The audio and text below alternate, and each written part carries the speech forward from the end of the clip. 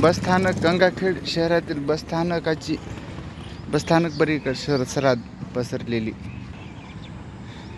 गंगाखेड नगरपालिकेचा प्रकार. बसस्थानक परिसरात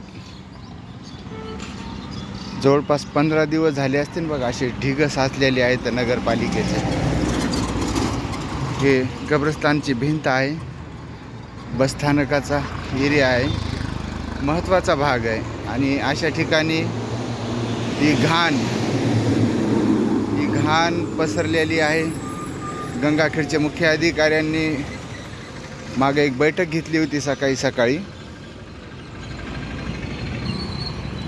आणि ही अशी घाण होऊ देणार नाही असं आश्वासन दिलं होतं.